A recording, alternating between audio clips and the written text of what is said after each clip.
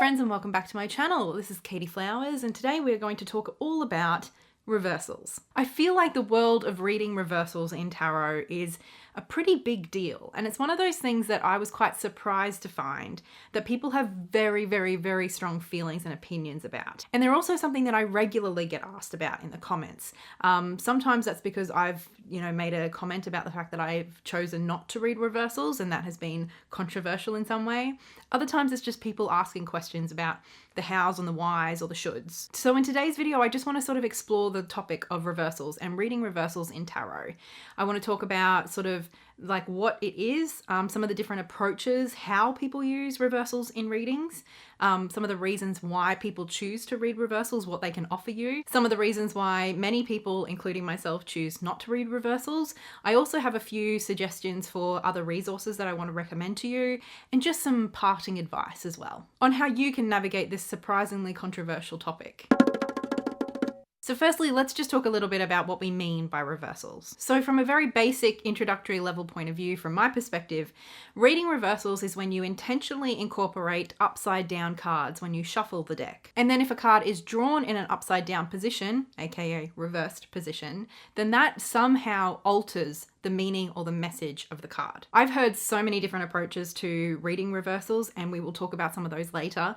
And as I mentioned, surprisingly, a lot of people have very strong opinions about this topic. And for me personally, I think either choice, to read reversals or to not read reversals, both are entirely valid. I believe very strongly that reading reversals is entirely optional, and your choice to do so or not will largely be influenced by who you were taught by or how you were taught, what school or tradition of tarot you've been most influenced by. Even things like what it is that you want out of your readings, why are you using tarot, and of course your own personal experiences and preferences. So in this video, we're going to explore some of the reasons why some people do choose to read reversals and how they do that, why others choose not to. But just keep in mind that from my perspective, there is no one right way to read tarot.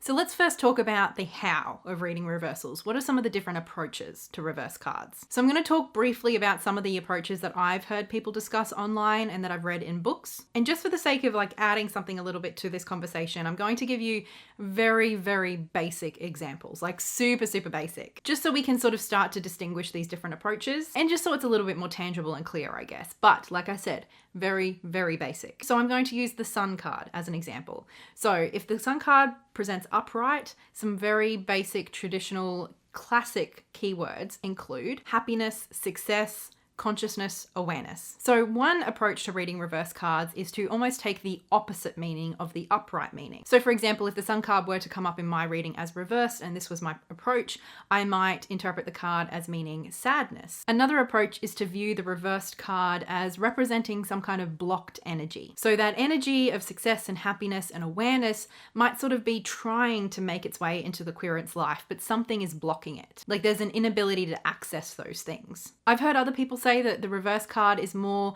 like an exclamation point, like it's supposed to just really make you pay attention to that card, signifying that it's really important in the spread. Alternatively, I've heard people say it almost means the opposite, where the energy is just sort of diminished in the spread. Another approach would read that card as being somehow unbalanced, like maybe there's a lack of this energy or there's an excess of this energy. So for example, with the Sun card being reversed, this approach might suggest that there is a lack of awareness, or there isn't enough awareness being brought to the table. Some people also talk about reversals as the shadow aspect of the card, or maybe even like the toxic manifestation of that card. So for example, the Sun card coming up in a reverse position might hint at toxic positivity. I've heard a few other people suggest that a reverse card for them means that the card might represent some kind of warning. So maybe for the Sun card, something might look too good to be true. A reverse card might also suggest that there's some kind of resistance or avoidance at hand. I've also heard people talking about reversals as if they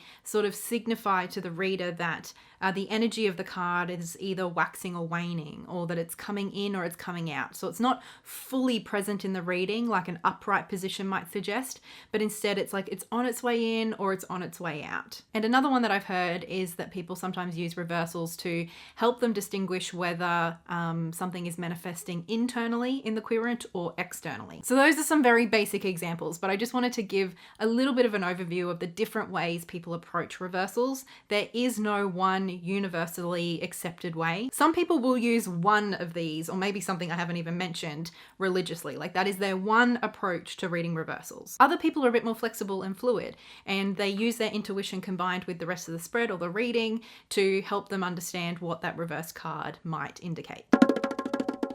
So now let's talk about some of the reasons that people read reversals. That is not to say that all of these reasons apply to everybody who read reversals, and this is not an exhaustive list. These are just some of the ones that I've encountered in my time in the tarot community. Firstly, reversals are a really important part of some traditions and some schools of thought around tarot. And so for some people that is very much influenced by like who they were taught tarot by or what sort of books they're interested in reading. So for some people, the way they learnt was to incorporate reversals, and that remains an important part of their practice. For some people, the way that they're approaching tarot or the particular interests that they have may lead them to resources that preference reading reversals over not. I've often heard people who love reversals talk about how for them reading reverse cards adds texture, adds nuance, sometimes even adds clarity and specificity to a reading. Some people who prefer doing larger spreads, larger readings, or even free-form readings that don't have set positions for the spread can find reversals very helpful in providing that specificity and sort of directing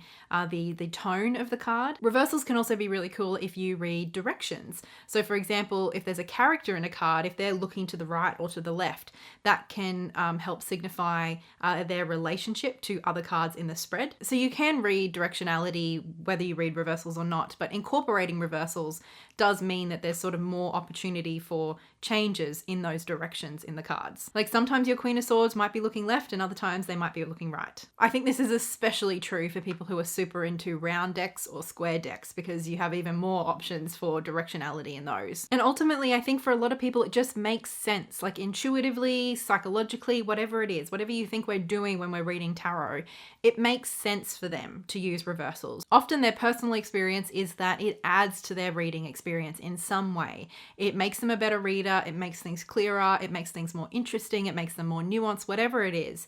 Their personal experience with reversals is a positive one. And so there is incentive to refine and continue building on this skill of reading reverse cards. Vicky from Eternal Athena, who was a channel here on YouTube that I used to love and watch a lot of, and whose videos are still available, and I will mention a little bit more later. I remember hearing her say that she likes to read reversals because she feels that when you read reversals, a lot of the time it can make the readings feel a little bit more negative. Not always, but that was her experience. And she wants the more negative, challenging issues to come up in a reading because the whole point for her of doing a tarot reading is to identify problems. So that's one of the reasons she chose to read reversals. Now I want to talk about some of the reasons people choose not to read reversals and why I don't read reversals. And firstly, it's because you don't have to. Reading reversals or not is a choice. It's up to you. And ultimately, over the years of sort of practicing and experimenting and trying out different approaches, I have found that I enjoy reading tarot. I get better readings when I don't use reversals. And I've tried to think about why this is, and maybe one of the reasons is simply the type of readings that I'm doing. I don't tend to do super predictive fortune teller style readings, and therefore I don't need a whole lot of specificity. I personally really enjoy the flexibility of exploring the whole spectrum of each card every time it comes up in a reading. I think another reason why I don't feel the need for reversals is that I usually use very specific spreads. When I'm doing readings, I have very specific spread positions. And so often the question or the association with the spread position will sort of give me an indication as to whether the card is coming up in shadow or whether to explore more of that reversed meaning. Basically, I don't literally need the card to come up upside down for me to have a feeling or a sense of which end of the spectrum of the card I'm supposed to be exploring in this reading. It's the context and the relationship between the position and the other cards in the spread that help me sort of hone in on the particular tone that this card is bringing up in this reading. Another reason is that the process of shuffling and drawing cards is simpler when I don't have to think about reversals. And for me, someone who is a perfectionist and an overthinker, that might sound like a small thing to some people, but it's a really big deal to me. When I overcomplicate my practice, when I'm thinking about, doing different things with shuffling, when I'm thinking about which way I'm flipping up the card, I am way too in my head, and that's just not good for me. It's not healthy for me, and it becomes a barrier to entry for me just working with my cards. Another reason is that although I do use my understanding and my knowledge of the traditional tarot system to inform my readings, I also really enjoy just letting the image speak. I largely use scenic and pictorial decks, and I love letting the images and the scenes influence and inform the message that I take from the card. And ultimately, upside down pictures are weird, and I don't get the same visual impact in a spread if I've got some cards upside down and some upright. And in sort of a counter to what Vicky from Eternal Athena said about negativity and wanting to find the problems, I also want plenty of positivity. I want a healthy balance. When I'm going to tarot, I'm looking for solutions as much as I am trying to identify shadows. And I guess at the end of the day, I really do feel like the 78 cards cover the spectrum of my human experience. I don't feel like there's something lacking or missing when I'm reading with 78 upright cards. And over the years, I have experimented, and for a while I really tried to sort of force myself to read reversals because I felt like that's what legit tarot readers do, and I had some kind of insecurity complex. But through my personal experimentation, I found that my readings are better for me when I don't include reversals. And to be clear, I do kind of incorporate the reversed meanings depending on the spread, on the position, on the imagery, on my own intuition. Even though all of my cards are upright, depending on all of those things, I am exploring different variations of each card in different readings. So there are a few people that I've watched videos from over the years who have spoken about their approach to reversals that I think is a little bit different or offers something a bit unique. And so I wanted to cover a few of those briefly here. So the first is someone I've already mentioned, Vicky from Eternal Athena. Like I said, she reads reversals in part because she wants her readings to be more negative. She wants to find the problems, the issues, the shadows. That's the whole reason she's doing a reading. And in one video, I remember her talking about a particular approach to reading reversals that she called kickback cards, where basically if we were to draw the Sun card in my example earlier, reversed, that would indicate that we did not learn the lesson from the card previous. And I mean like literally in terms of the tarot system. So that would mean that we would need to go back to the lessons of the Moon card. And I thought that was a really interesting approach and not one I'd heard before, and definitely plays into like the linear journey that a lot of people like to use as a framework for learning, for example, the major arcana, and also the sort of journey from 1 to 10 in the suits. Tom Benjamin is another channel that has spoken about reversals and different approaches to reverse cards. I'm not sure if he still uses this particular approach, but I remember him talking about using reversals specifically with court cards. Basically, because we often talk about court cards as if they are a person or a trait, a personality trait, it can be hard to distinguish whether a court card, if it comes up in a reading, is signifying someone external to the querent, or if it's representing a particular personality trait that maybe they have or they need to bring forward. Tom Benjamin spoke about using reversals to help him determine which it is. And Kelly from The Truth and Story has also spoken about reversals, but particularly I wanted to point out her comment on using reversals with oracle decks. And she spoke about the fact that a lot of the time oracle decks are sort of criticized for being too fluffy, too positive,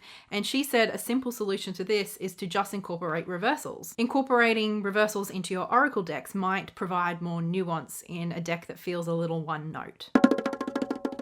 And then I just wanted to offer a bit of advice from my own perspective and some things to think about when we're talking about reversals. Firstly, and I've sort of already said this, but remember that your tarot practice is yours. If it is to be a really powerful, moving experience for you, you need to do what works for you, not to do what you think other people tell you you should be doing. Reading reversals is absolutely a skill.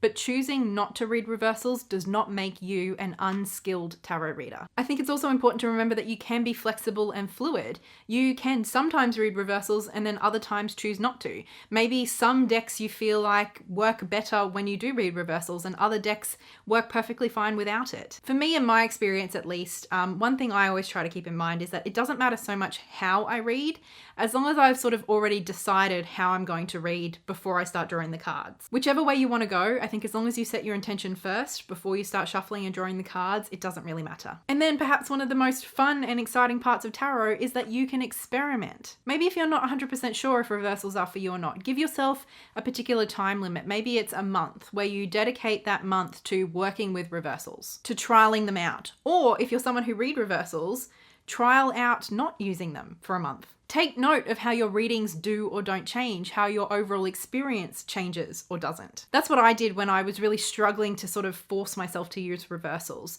I dedicated a whole month to just doing reversals and to doing my best, trying different exercises and different approaches and just really giving it my all. And then the following month, I allowed myself not to use reversals at all. And then I compared those 2 months and those 2 experiences, and I much preferred the second month. So that's what I've been doing ever since. But also keep in mind that your practice will change and evolve too. So if 10 years from now you decide you want to try a different way, you can do that. I know AnnMaddox has spoken about the fact that she used to read reversals and then she stopped. I think she did a whole video on it, and if I can find it, I'll leave a link to that below for you. And at the end of the day, reading reversals is a wonderful skill that can add a lot to readings. But reading reversals is not the only way to get nuance, to get specificity, to get texture, to get layers, to get really powerful, meaningful readings. Don't feel pressured either way. Ultimately, whatever works best for you is the best choice. And I'm going to finish how I started. There is no one right way to read tarot, especially when it comes to things like reversals. One way is not more valid than the other. I genuinely believe that every reader needs to find their own sort of groove with tarot. If we were all the same, if we all did exactly the same thing when working with tarot, there would be no need for so many of us. And so in this video, I just wanted to explore and discuss some of the reasons that I've heard people love to use reversals, why they're so powerful and meaningful to them, but also talk about some of the reasons why many of us choose not to use reversals, and just encourage you to trust your gut and go with what best works for you. A big thank you to my wonderful patrons over on Patreon for their support of me and my channel. An especially big thank you goes to Livia, Lynette Brown, Laurie, and Ian Yitzhak for their above and beyond support of me. Thank you so much for watching. I would love to hear in the comments below if you read reversals or not, and why. I hope you enjoyed this video, and I will talk to you in the comments and in the next one. So much love. Bye.